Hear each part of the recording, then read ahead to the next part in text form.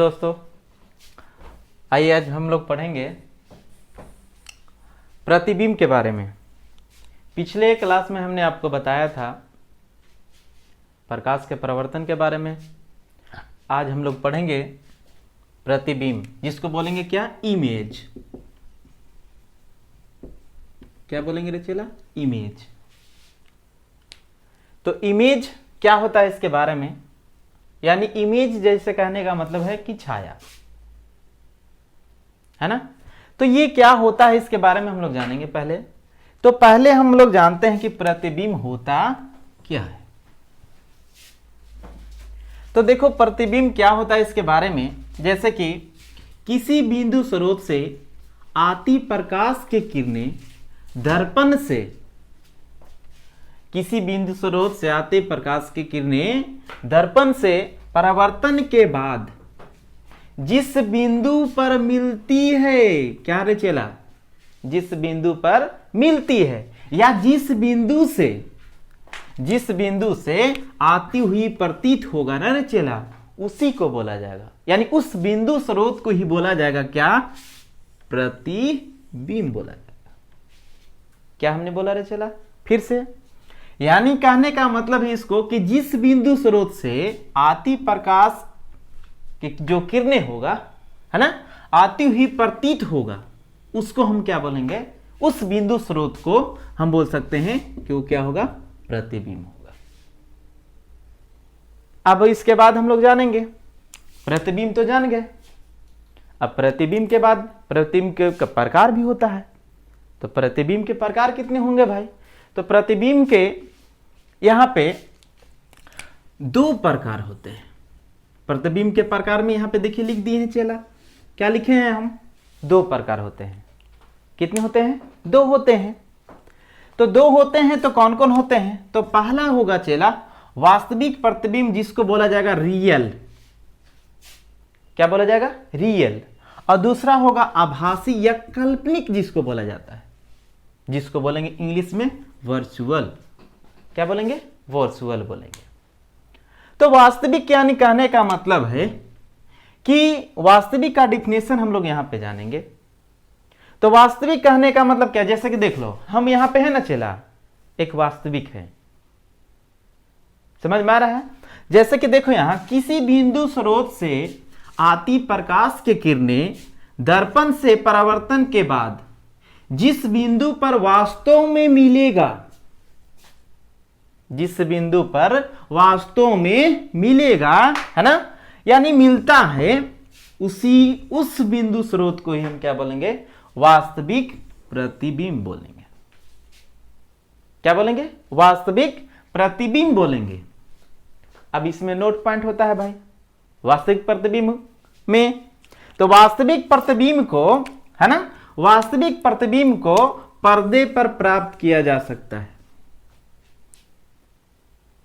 वास्तविक प्रतिबिंब को पर्दे पर प्राप्त किया जा सकता है। और वास्तविक जो प्रतिबिंब होगा रे चेला, वो वस्तु के अपेक्षा हमेशा उल्टा होगा। वास्तविक के अपेक्षा हमेशा क्या होगा भाई? उल्टा होगा रे चेला, है ना, उल्टा होगा। अब इसके बाद हम लोग जानेंगे वास्तविक कंप्लीट हो गया। तो वास्तविक के बाद है क्या भाई? तो वास्तविक के बाद है आभासी। आभासी, जिसको काल्पनिक भी बोला जाता है। तो आभासी यानी कहने का मतलब क्या होगा कि किसी बिंदु स्रोत से आती प्रकाश के किरणें परावर्तन के बाद, किसके बाद? परावर्तन के बाद। परावर्तन के बाद जिस बिंदु से आती हुई प्रतीत होगी, आती हुई सिर्फ यानी डॉट डॉट डॉट डॉट इस तरह से आती हुई प्रतीत होगी, है ना, उस बिंदु स्रोत को ही हम क्या बोलेंगे? आभासी प्रतिबिंब कहेंगे। क्या बोलेंगे? आभासी प्रतिबिंब बोलेंगे। यानी कहने का मतलब है कि इसमें एकदम एग्जैक्ट होगा कि आते हुए प्रतीत होगा, और इसमें क्या होगा भाई? डॉट डॉट डॉट डॉट, है ना।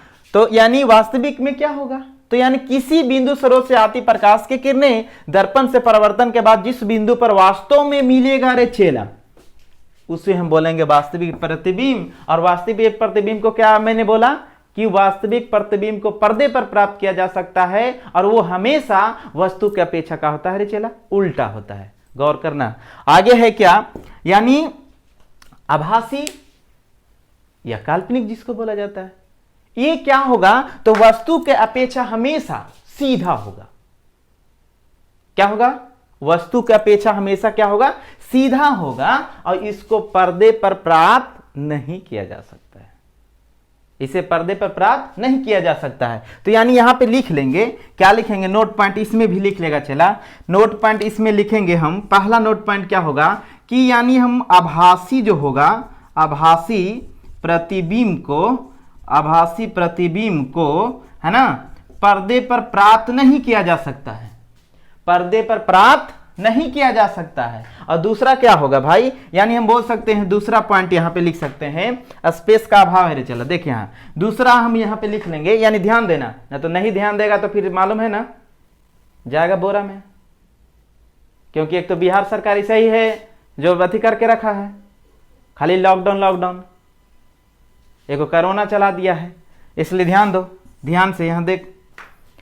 तो दूसरा यानी नोट पॉइंट हम क्या लिखेंगे कि वास्तविक प्रतिबिंब के जैसा ही लिखेंगे यहां पे। तो यानी क्या लिखेंगे कि आभासी प्रतिबिंब जो होगा वस्तु के अपेक्षा हमेशा होगा, यहां उल्टा है ना, तो यहां पे क्या हो जाएगा रे चला, सीधा होगा भाई, क्या होगा, सीधा होगा। और यहां पे जो वास्तविक है यहां पे क्या हो जाएगा, आभासी। तो यानी हम बोल सकते हैं कि आभासी जो होगा, आभासी है ना प्रतिबिंब वस्तु के अपेक्षा हमेशा क्या होगा रे चेला, सीधा होगा। क्या होगा, सीधा होगा। समतल दर्पण द्वारा बने प्रतिबिंब की विशेषता, क्या पढ़ेंगे, समतल दर्पण द्वारा बने प्रतिबिंब की विशेषता, है ना चला। आइए देखिए, तो समतल दर्पण में पहले हम लोग जानते हैं कि समतल दर्पण में प्रतिबिंब कैसे बनता है। पिछले वीडियो में मैंने आपको प्रतिबिंब के बारे में बताया था, है ना, प्रतिबिंब के प्रकार बताया था। प्रतिबिंब के कितने प्रकार होते हैं, तो 2 प्रकार होते हैं, है ना।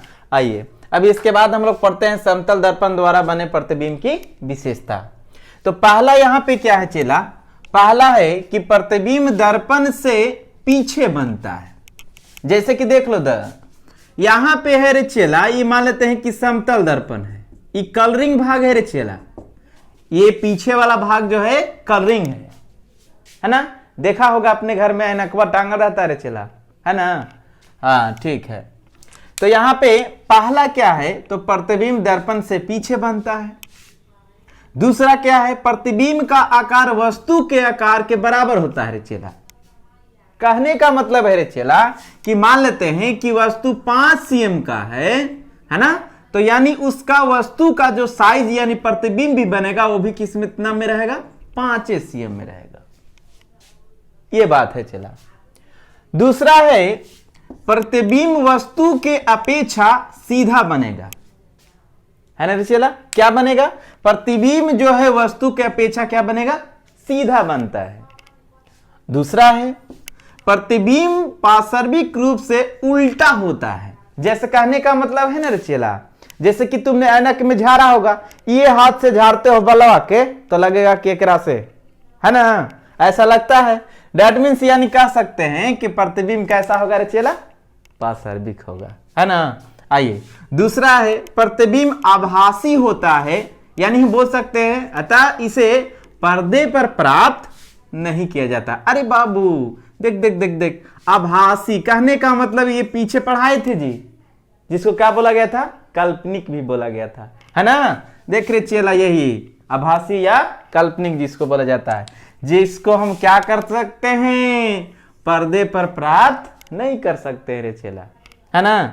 आइए इसके बाद है लास्ट पॉइंट, प्रतिबिंब जो होगा दर्पण से उतना पीछे बनता है जितना वस्तु दर्पण से आगे, अर्थात जितना वो सामने रहता है। समझ में आया चला, ये चीज है आपका यानी समतल दर्पण द्वारा बने प्रतिबिंब की विशेषता। अब इसके बाद हमको पढ़ना है रे चेला, क्या पढ़ना है, तो यानी गोलीय दर्पण पढ़ना है। क्या पढ़ना है जी, गोलीय दर्पण। अच्छा गोलीय दर्पण होगा कैसा?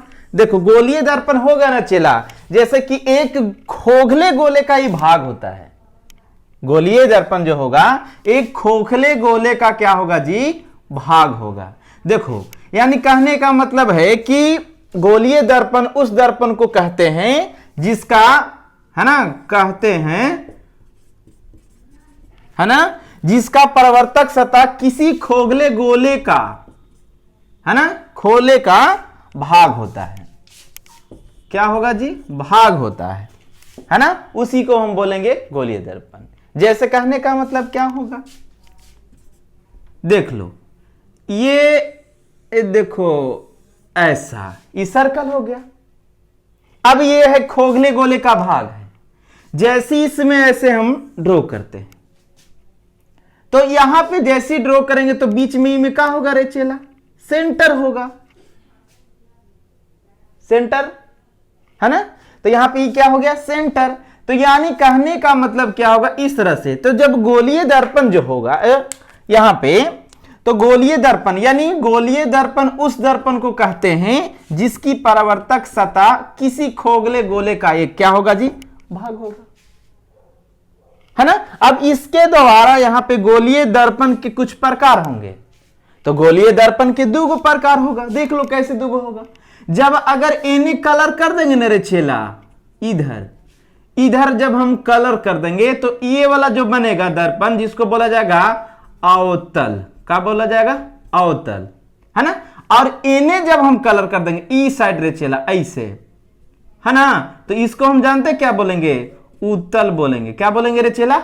उत्तल। तो देखो यहां लिखा हुआ है गोलीय दर्पण के प्रकार। तो गोलीय दर्पण के कितने प्रकार होते हैं? तो दो होगा रे चेला। कितना होगा? दो होगा, है ना। समझ रहा है ना चेला? चलो ठीक है। अब यहां पे कौन कौन होगा भाई? तो एक अवतल होगा और दूसरा उत्तल होगा। देख रहे चला, यानी कहने का मतलब है कि अवतल, देखिए अवतल, है ना, जैसे कि तल यानी भूमि। तो जैसे कि मान लेते हैं यहां पे देखिए ये वाला जो परावर्तक सतह होगा ना, ये वाला, यानी ये धंसा हुआ होगा क्रम में। ये क्या होगा? धंसा हुआ। अब ये क्या हुआ जी? इसको प्रधान अक्ष, इसकी चर्चा हम आगे करेंगे चला। ये हो गया प्रधान अक्ष जिसको बोला जाता है। और यहां पे इसको पी है ना चला, इसको बोला जाएगा ध्रुव बोला जाएगा। क्या बोला जाएगा? ध्रुव। अब ये जो एफ है इसको बोला जाएगा फोकस। क्या बोला जाएगा? फोकस। अब ये सी है ना जिसको बोला जाएगा वक्रता। क्या बोलेंगे? और जब देखो इधर से कलरिंग कर देंगे, ये देखो रे चला, ये क्या बात है, इधर से जब हम कलरिंग कर देंगे और ऐसे जब डाला रहेगा तो ये भी इधर का क्या होगा? प्रधान अक्ष। अब ये क्या होगा? अभी बताए रे चेला, पी ध्रुव होगा। अब एफ का होगा जी? फोकस होगा, है ना। और सी क्या होगा? रे चेला, समझ में आया? इसको क्या बोलेंगे? तो देखो ऊ फोर क्या? उठल। यानी कहने का मतलब है कि एकरा में था धसल, अब एकरा में क्या हो गया? उठल। तो यानी कहने का मतलब है कि बाहरी वाला ये वाला जो है ना रे, उठल रहेगा जेकरा में। अब एने से क्या रहेगा? कलर रहेगा। दैट मीन्स उसको हम क्या बोलेंगे? उत्तल दर्पण बोलेंगे। अब एकरा में जब धसल तो एकरा हम क्या बोलेंगे?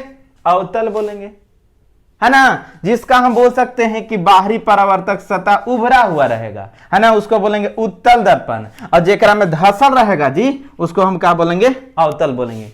एकदम घुसा देंगे रे चेला, देख ध्यान से। आइए चला पढ़ते हैं आगे। अब आगे क्या है? गोलीय दर्पण से संबंधित विभिन्न पद। देखिए पिछले अभी मैंने बताया था रे चेला कि इस टाइप का था। तो ये क्या है? गोलीय दर्पण। तो देखो यहां पे गोलीय दर्पण है, ये जो होगा ना लाइन, देखो रे चेला, इसको बोला जाएगा, ये जो है ना ये रे चेला, इसको बोला जाएगा प्रधान अक्ष या फिर बोला जाता है मुख्य अक्ष। ठीक है ना। अब देखो यहां पे सबका नेमिंग किया गया है। देखो पहले यहां से हम आते हैं, ये जो ऐसे ऐसे है ना रे चेला, इसको बोला जाएगा कलाई, यानी जो कलरिंग किया जाता है दर्पण के पीछे, तो ये कलाई भाग हो गया, है ना, ये कलाई भाग हो गया। और देखो यहां पे ये क्या हो गया भाई? ये हो गया सेंटर, सेंटर ऑफ कर्वेचर, जिसको बोला जाएगा वक्रता केंद्र, है ना। अच्छा और ई का है रे चेला, देखो ई, देखो ई वाला जो है ना रे चेला, इसको बोलेंगे वक्रता तिरजिया। जैसे कि मान लेते हैं ये सर्किल होता है और सर्किल में सेंटर होता है, यहां से यहां तक ही मिलाते हैं तो ये क्या कहलाता है, तिरजिया कहलाता है ना रे चेला। वही देखो यहां से यहां तक ही मिल गया ना रे चेला, इसको बोला जाएगा वक्रता तिरजिया बोला जाएगा। अब P तो मालूम है रे चेला, अभी बताए थे P का है रे, ध्रुव है ना। P क्या है जी, ध्रुव है। तो इधर से जब कलरिंग हो गया रे चेला तो ई वाला जो हुआ ना, ई वाला, इसको बोला जाएगा अवतल दर्पण। क्या बोला जाएगा, अवतल दर्पण बोला जाएगा। और ई वाला रे चेला देखो यहां भी कलरिंग भाग हो गया, तो देखो कलई लिखा हुआ है ना जी, यहां एरो मार के लिखे हैं, ये कलई है। तो इधर का भाग ई वाला जो हो गया ना रे चेला, ई वाला, तो ई वाला क्या हो गया भाई, जिसको बोलेंगे उठल, अरे उत्तल दर्पण है ना। अब ई क्या हो गया जी, ई तो अभी कुछ देर पहले ही पढ़े, क्या बोले इसको, ध्रुव बोले। अब ई क्या है जी, तो प्रधान अक्ष, या जिसको बोला जाएगा मुख्य अक्ष है ना। अब देखो यहाँ ई क्या है, परावर्तक सतह हो गया है ना जी। अब यहाँ पे देखिए पढ़ते हैं, यहाँ में पहले यहाँ पे जानते हैं कि ध्रुव, यानी ये जो ध्रुव लिखा हुआ है ना पी, ये ध्रुव होता क्या है। तो देखो यहां लिखा हुआ है चेला, गोलीय दर्पण के मध्य बिंदु को दर्पण का ध्रुव कहते हैं, जिसे P से सूचित किया जाता है। किससे, P से, यानी देखो यहां लिख दिए हैं। आगे है रे चेला वक्रता केंद्र, क्या है, वक्रता केंद्र। तो देखो तो वक्रता केंद्र कहां पे है जी, ये देखो इसी को बोला गया है ना, वक्रता केंद्र। तो देख चेला, गोलीय दर्पण जिस गोले का भाग होता है, गोलीय दर्पण जिस गोले का भाग होता है, उस गोले के केंद्र को दर्पण का वक्रता केंद्र कहते हैं, जिसे C से सूचित किया जाता है। तो देखो यहां C से सूचित कर दिए है ना, जिसे C से सूचित किया जाता है। क्या चला, समझ में आ रहा है ना। हाँ ध्यान दो, इधर बहुत तुम लोग इधर उधर देखते हो। आगे देखो वक्रता तिरजिया, यानी वक्रता तिरजिया कहने का मतलब क्या है, तो गोलीय दर्पण जिस गोले का भाग होता है, देखो यहां क्या है, यानी गोलीय दर्पण जिस गोले का भाग होता है ना चला, उसकी तिरजिया को दर्पण की वक्रता तिरजिया कहते हैं, जिसे R से सूचित किया जाता है। किससे रे चला, R से सूचित किया जाता है। देखो यहां ई जो होगा ना, ये वाला यहां से यहां तक रे चेला, ई वाला, इसी को बोलेंगे क्या, तिरजिया बोलेंगे चेला। क्या बोलेंगे, तिरजिया। देखो ये जिसको हम सूचित करेंगे किससे, R से। और अगला है चौथा पॉइंट रे चेला, जिसको हम बोलेंगे प्रधान या मुख्य अक्ष।